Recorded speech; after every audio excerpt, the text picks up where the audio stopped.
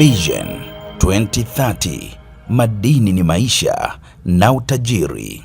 Serikali imesema mageuzi yaliyofanyika katika sekta ya madini yanaendelea kuzaa matokeo chanya kwa kuongeza mapato ya serikali, kuimarisha akiba ya dhahabu nchini na kupanua ushiriki wa Watanzania katika mnyororo wa thamani wa madini.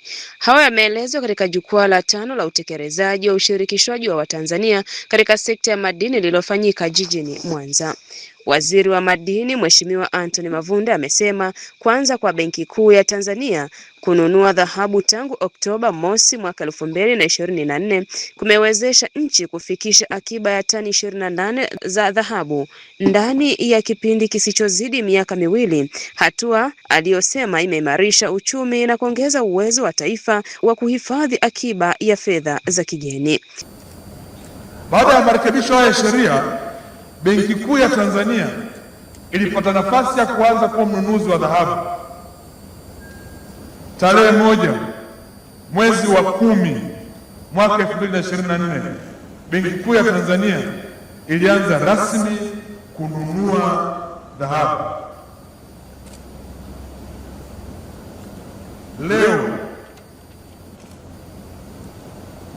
nasimama hapa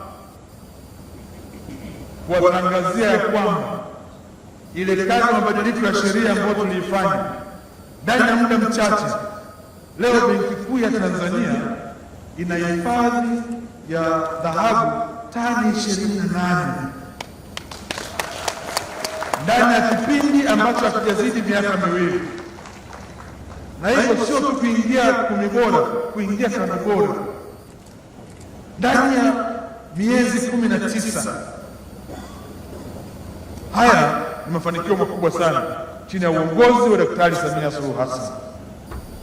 Kwa upande wake, Katibu Mkuu wa Wizara ya Madini Mhandisi Yahaya Samamba amesema serikali itaendelea kuweka mazingira wezeshi kwa sekta binafsi ili kuongeza ushiriki wa Watanzania katika shughuli za madini. Mheshimiwa Waziri, tunafahamu kwamba serikali imetia nguvu kubwa sana kuhakikisha kwamba private sector wa Tanzania wanaweza kuchangia katika swala la content.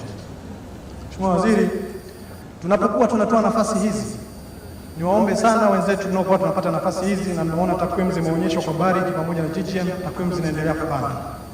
Basi tunapopata nafasi hizi tuhakikishe kwamba tunatoa huduma iliyo bora. Tuhakikishe kwamba uadilifu kwenye bidhaa zetu ambazo tunazitoa katika migodi zina quality inayotakiwa. Sio serikali na push kuhakikisha kwamba mnapata fursa, na nyinyi mnapotoa bidhaa au huduma katika migodi tunaiangusha. Hii ni nasaha yangu kwa leo, lakini pia tuna bidhaa ambazo zinatolewa kwa 100% na Watanzania, lakini tunao ule muunganiko kwa maana JV, kampuni za nje na kampuni za Kitanzania. Niwaombe sana Watanzania mlioko huko ndani, niwaombe sana Watanzania mnapata fursa, zile JV zisiwe JV za magumashi. Tusikubali sisi tukaungana alafu sisi tukakaa nyumbani na biashara ikaendelea as usual. Kuhakikisha kwamba sisi tunakuwa, pengine kuna baadhi yetu mnapata mishahara, mnaenda kukaa nyumbani, hamparticipate kama vile serikali ambavyo inataka. Niwaombe sana, niwasihi sana, hakikisheni tunapokuwa tunaingia JV kwa zile bidhaa ambazo tunaweza kuzitoa, tuhakikishe na sisi tunashiriki ili lile lengo la kuhakikisha kwamba siku moja tunatoa huduma kwa 100% katika migodi yetu linaweza. Naye mwenyekiti wa Tume ya Madini Janet Lekashingo amesema utekelezaji wa sera za ushirikishwaji wa Watanzania umeendelea kuleta mafanikio makubwa, huku idadi ya kampuni zinazowasilisha mipango ya ushirikishwaji ikiongezeka kwa kiwango kikubwa. Kwa miaka michache iliyopita tumeshuhudia mabadiliko makubwa sana. Mwaka 2018 kampuni zilizowasilisha mipango ya ushirikishwaji wa Watanzania zilikuwa 51 tu. Kufikia mwaka 2025, idadi hiyo iliongezeka hadi kufikia makampuni 1312, ikiwa ni ongezeko la 96.1.